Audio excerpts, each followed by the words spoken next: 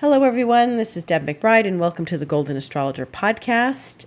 Today is Sunday, September 13th in the year 2020, and I am broadcasting from lovely Escazú, Costa Rica.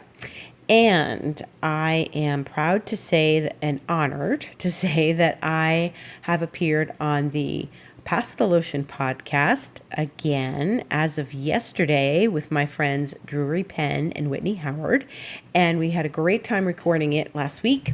And we talk all about Mars retrograde and the upcoming Jupiter-Saturn conjunction and a bit about the election. And we each did a moisturizing jam. And if you don't know what that is, well, then I suggest you tune in and find out because it was lots of fun. So they are distributed where all podcasts are distributed. You could find them on Apple Music, iTunes. You can find them on Spotify and Podbean and all those great places. So it's Pass the Lotion, and it's called Retrograde Lotion for Mars retrograde because that's what we entered in last week. So onward with our podcast. Mars is in retrograde, and since the last time we met, it has gone retrograde, and there are things that are to be looking out for during this Mars retrograde. Now, I think it's been a little quiet in September with Mars as it turned around. It's stationed to retrograde because before in August, as we've discussed, it was a bit sticky and intense because Mars is in Aries and was touching all of those planets in Capricorn that we know so well by now. So one of the things that's so important about this is to remember that Mars is going to come back to them, but not just yet, later in the month. But we are really looking at a review of everything that's happened since March. So you know what that means, right? There's been an enormous amount of activity since March, and shocking activity and wild activity and things unexpected. So the world has changed, and Mars was with that bunch of planets in Capricorn, Jupiter, Saturn, and Pluto back in March, and Mars triggered this whole experience because those were there waiting for a trigger. And now Mars is in Aries and it's triggering those things again, but in a different way. It's squaring. So it's looking at those planets from a different perspective. And Mars is bringing back the memories of what started in March. And, in the Northern Hemisphere where a lot of this has happened, and, this happened in their winter months. And when things happen in winter, like the COVID happened in winter, so people get sick in winter. Generally that's what we associated, although many of us get summer colds resulting from summer allergies, whatever. But we tend to think we get more illnesses in the colder months. And therefore, the colder months are coming up north. And so people are probably starting to think about what happened last winter and are hoping that this winter is not a repeat performance, which, of course, I totally agree. But the main concern is that what is it that happened and did you connect with when you were dealing with this COVID? What happened and what was going on prior to that? Like, did you had a life before that? And sometimes when I refer to those months prior, like January and February, I say, oh, that was a century ago because it was a lifetime ago. It very different things happened. And so Mars is coming back to review what happened in March and also to trigger everything from August again. So you might feel like you are really very much passing over the same sorts of situations and conversations and things, but fear not, because it's going to be different. Saturn and Pluto were together in January. They moved apart. They are not getting back together again. They are moving away from each other. And one of the important things about that is to remember that they were together only once, and they are not going to repeat this. They're not going to keep going back and forth. So the exactitude was back in January, and that triggered all of this. But that does not mean that it's going to continue and that we are going to have like the same effects all over again. That was a once in a lifetime transit. And thankfully, we're not going to get that same experience of those two coming together again, because then I would say something different. Then I would say, oh, we can expect more of the same. This is more of a reminder, an echo, a remembrance, a dream, a phase. And yeah, people may be afraid, but don't be. Try to see this as a new period. Nothing repeats itself quite the same way ever in life. It's never exactly the same way. But when we look at Mars being retrograde and passing over a place where it's been in August and July and really triggered things in August, then we have to more so deal with what we dealt with in August and reconnect with those things, as opposed to, look what happened back in March. We're looking at March, we're remembering March. It's not the same thing.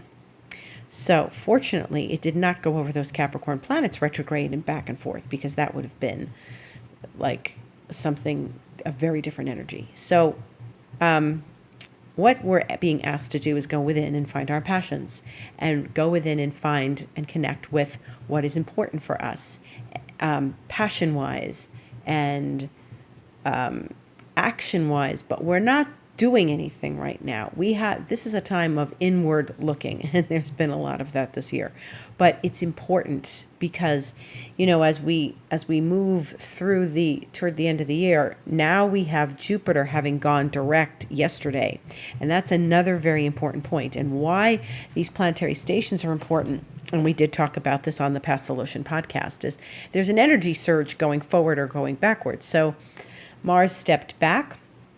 Now Jupiter has stepped forward, and Jupiter is part of that threesome in Capricorn. And so now we have a different thing going on, because Jupiter is moving forward to not only greet Pluto again in November, as it has twice this year, but it's moving forward out of Capricorn, which it has not done. So it's moving, it's been in Capricorn all year, but it's moving to get ready to leave Capricorn now. So it's going to visit all the places it's been in these last few months and say hello again, and then say goodbye to Capricorn by mid-December. And that's extremely important, because now we're going to, Jupiter's going to finish up its journey in Capricorn.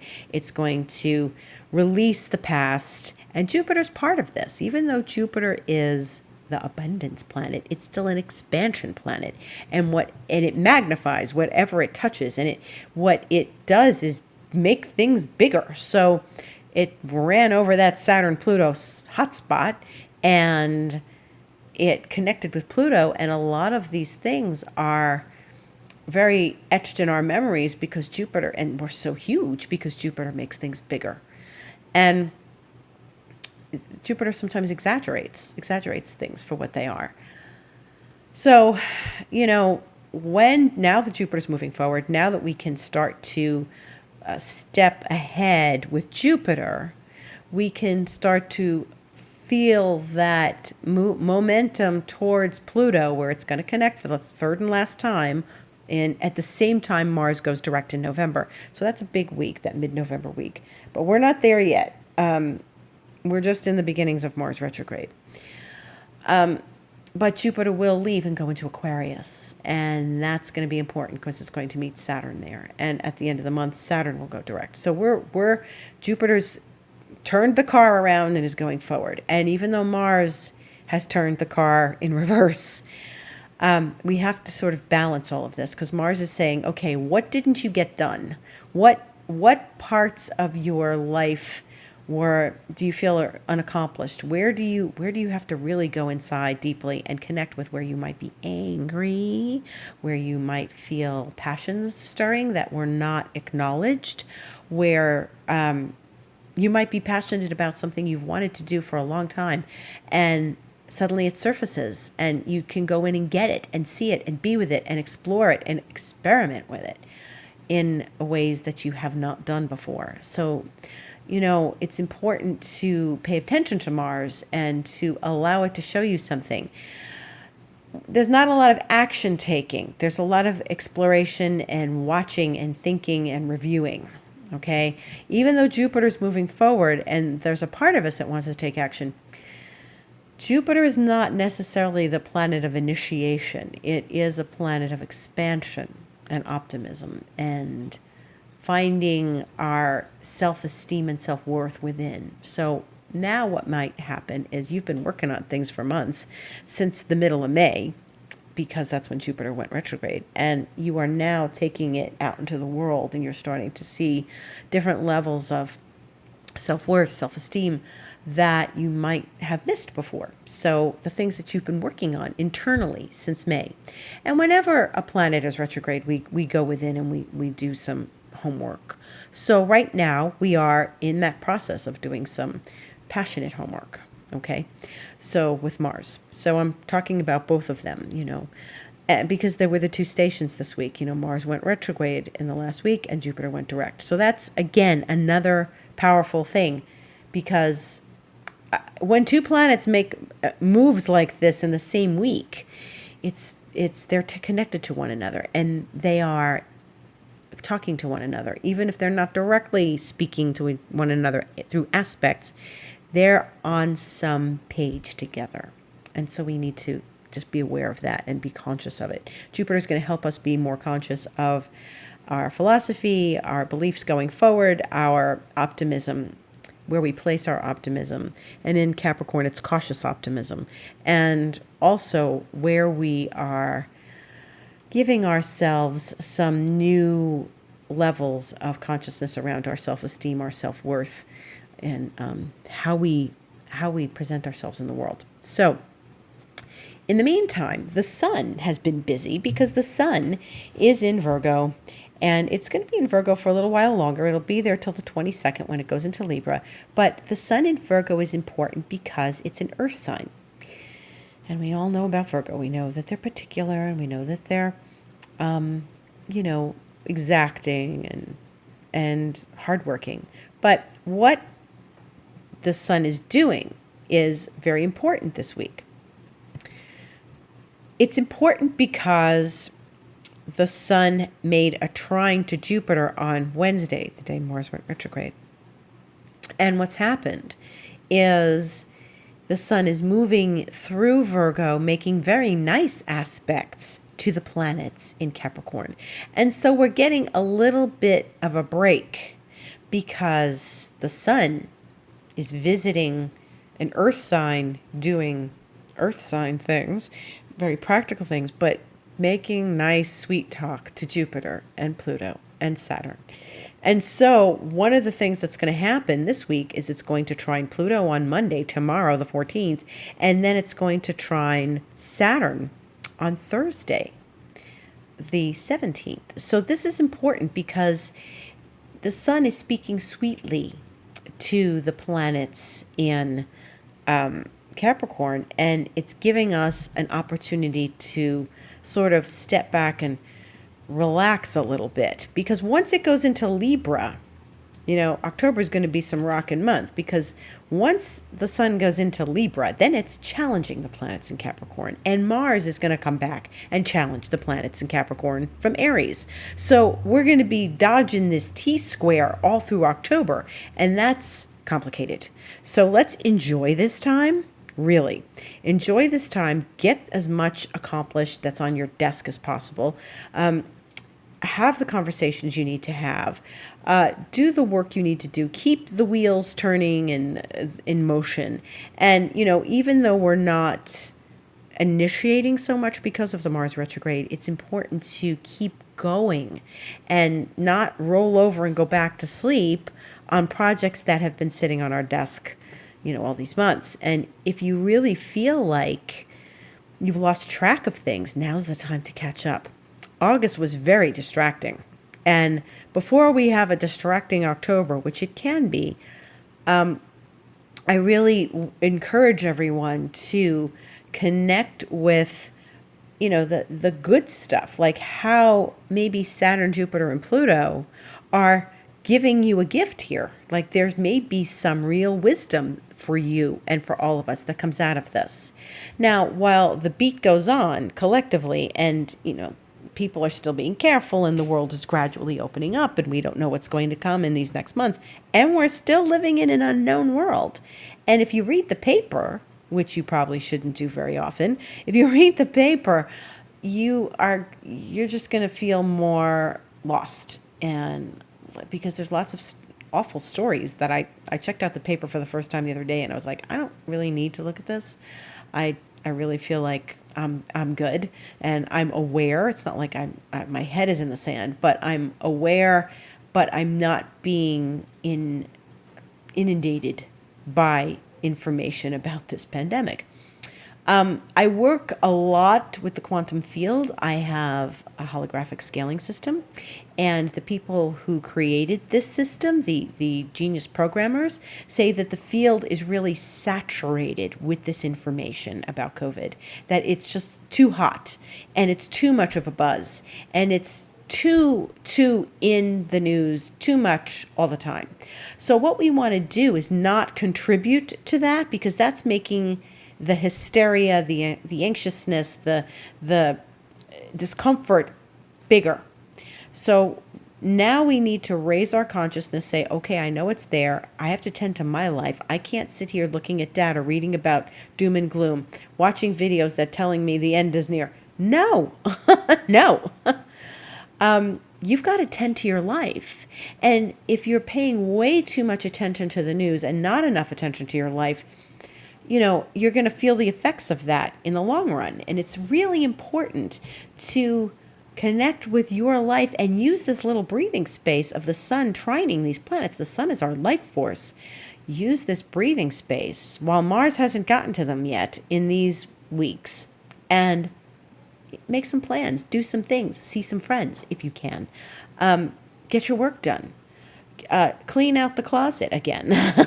But make some real plans about your future and start to look at your future as something really profound, and what is coming next for you, and what's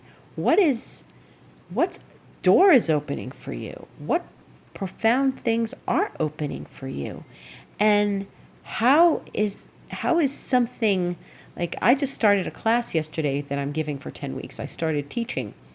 And it's about opening your heart. And if you are on my mailing list or you listen to this podcast, you heard me talk about it. But, we had a really nice group. And I'm hoping that we're going to shift with each other like a consciousness and be heart opening, because this has been hard for people to connect with others, that everyone's isolated. And that was the point, to be isolated, physically. But that doesn't mean emotionally, sensitively, we want to be isolated. It means that we need to connect. And so I'm hoping that during this Mars retrograde that we are going to get to revisit and review what is in our hearts and what our passions are and what we'd like to manifest. We have to think about that. We have to become conscious of that. So this week we do have the sun trining Pluto Monday at 7:05 p.m. Eastern Time, which is 5:05 my time, and it's trining Saturn at 5:36 p.m. Eastern Time, which is 3:36 my time.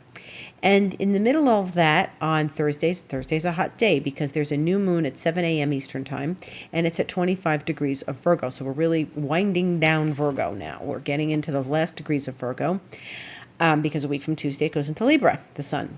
And so that new moon in Virgo is great because the sun is always involved in a new moon, because it's the sun and the moon conjunct. So this new moon is powerful because it's really coming to make a good aspect to Saturn and to Pluto, and that means that the moon will have trined Jupiter on the 16th, Wednesday, and then it's going to make the trine to Pluto in the wee hours of Thursday morning. So the moon is coming in and following the sun's path of trining, which is a smooth aspect. And this new moon is like a starting point, a nice opening starting point for something lovely and Virgoan. Maybe you want to get out in nature more. Maybe you can pay attention to nature. Maybe you've been stuck home and you are getting connected to nature again. That's really important. And when this new moon happens, it's going to make a really lovely trine to, these planets in Capricorn. It's a little far from Jupiter, but Saturn and Pluto are definitely going to feel this. And it's just, think of this as some really positive infusion of energy on Thursday. So we really want to encourage this. And we want, if you have a ritual to do, I suggest you do it. It's a good thing. It's, something positive to wish for. Make a manifestation wish, light a candle, sit with it, meditate, and connect with what your wishes are that are positive, that are coming out of all of this year. Okay? So that's your homework for the week, especially Thursday. Now it's a new moon, so I wouldn't do it prior to Thursday, 7 a.m. Eastern time. I would do it, Thursday, Friday, Saturday, if the day of the days following, because we don't initiate things in the dark of the moon. So, today is the last time. Like today, the moon is in Leo, and so we're not there in Virgo yet. So let's just hang in there. If you're gonna do something new, then wait till Thursday and try it then. Okay. So other aspects that are happening this week is Venus, which is in Leo, is making a square to Uranus, which is on Tuesday the 15th. And you should feel a little creative burst of energy, or depending on what you have in your chart, if you're a Venus square Uranus person, maybe some of the things that you have to try now creatively, you've got to throw out all the not so great ideas and pick the good ideas and throw things at the wall and see what sticks. And it's always good creativity with Venus and Uranus, even in a square. So you want to connect with your genius, your brilliance, your innovation, and remember that just because you have like 5 bad ideas or 5 ideas that are not workable, let's not call them bad, 5 ideas that are unworkable aren't going to pan out, but one idea that's great. It's the process of creativity. And remember that some of these things are not necessary for you to birth them, but other things are. So you've got to keep moving, and that's really important to keep moving in this, the Venus Uranus. This, Venus Uranus happens twice a year on either side of Uranus. So Venus is in Leo, it's squaring Uranus, and back, the last aspect it made to Uranus was a conjunction when it was in Taurus a few months back, and that was a while ago, because remember it went retrograde in Pisces.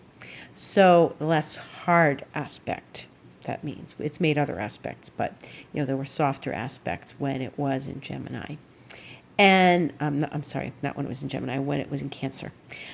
So that was last month, the month before. So anyway, Venus Uranus, Tuesday. Find your brilliance, find your genius.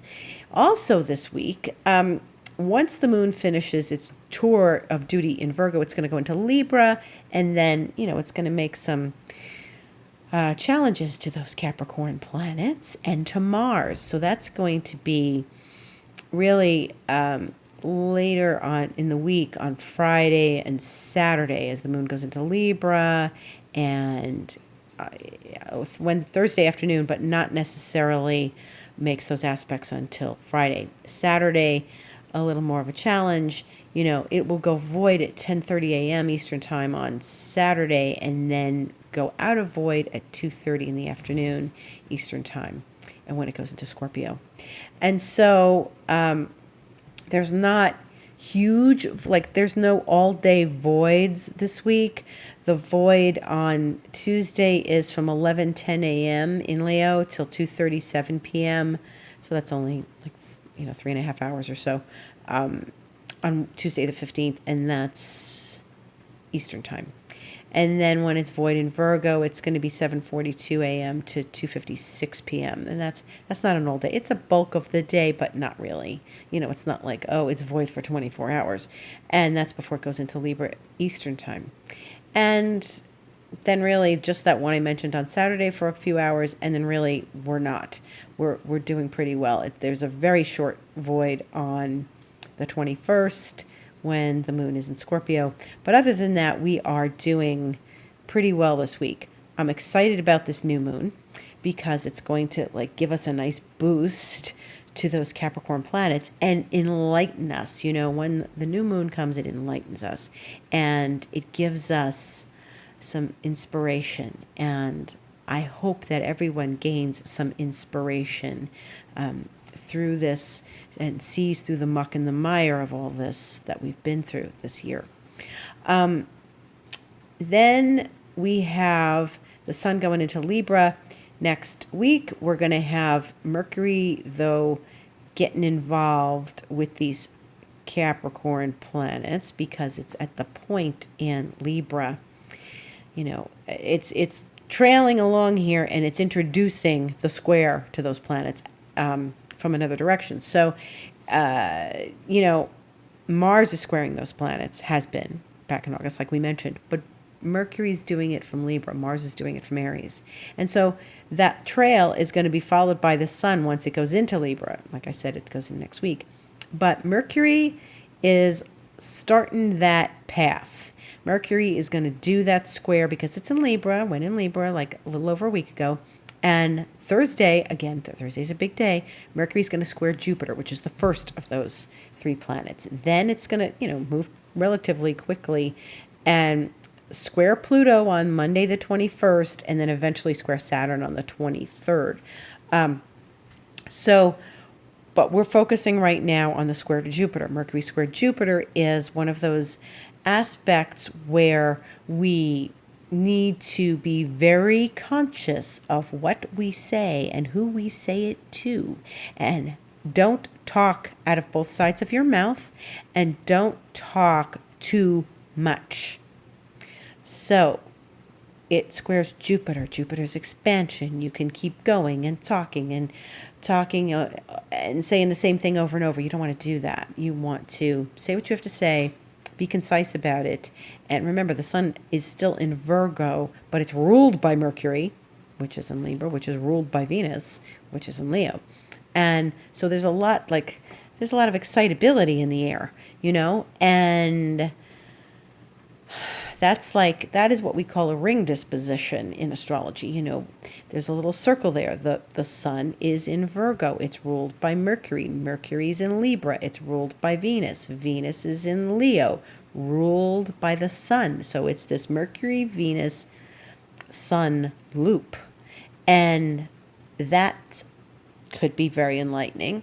But when Mercury gets involved with Jupiter on Thursday, you know, it's better not to think, you know, boastfully or arrogantly or assume things that you are not entirely certain of. So even though you might be feeling really good from that new moon and you might get a little jazzed on Thursday, don't overdo it. Just don't overdo it. Keep the thoughts in line. Get happy about things that might be going your way for a change, because it's all been hard for everybody this year, but don't overdo it. We're still in Mars retrograde, and don't make assumptions that you've won the day, because we're still in Mars retrograde and we don't know, and we're still living in the unknown. So, you know, we're going to know a whole lot more at the end of the year. We still have to pay attention and not see Jupiter. Now that Jupiter's direct and, you know, Mercury's going to square Jupiter, we can get really overconfident. Mars retrograde ain't the time to be overconfident. It's just not. You can't do that. And even though Jupiter's direct now, we still have to pay attention to the rest of what's going on in the sky. Before Jupiter went direct, Mars went retrograde. It's not like, oh, we got a breather here. We got a week between the two or something. But seriously, use this energy wisely. The best use of Mercury, Jupiter, is to have a pleasant conversation with someone, to read something new or listen to something new you've never heard before, to expand your intellectual horizons. That's a good use of Mercury square Jupiter, expanding your thoughts, your horizons, your philosophies, your beliefs. Mercury being in Libra, a sign that wants balance. Jupiter being in Capricorn, a sign that wants cautiousness. So there's balance and cautiousness here. It's not like, hey, yeah, I'm gonna rule the world. I'm gonna write the great American novel. I'm gonna be, no. Please, please be reasonable. Stay focused. Expand your meditation practice. That's a great thing to do under Mercury, Jupiter. And your mind will expand. Expand your mind in a way that's helpful and healthy, as opposed to being boastful or arrogant or overconfident. Okay? Not good right now with Mars retrograde. So, expand your knowledge. Read a new book. Find a new author. Listen to a new podcast. Get your astrological chart done. And really, that's it for the week. And, Mercury's going to start that connection to those planets in Capricorn. So next Monday is going to be Pluto. But we're going to talk about that next week on the podcast. And that is the other reason why I want you to be careful with Mercury. Because, Jupiter's coming, but so are Saturn and Pluto. So just read a new book. Listen to something new. Watch something different. Let your mind be expanded.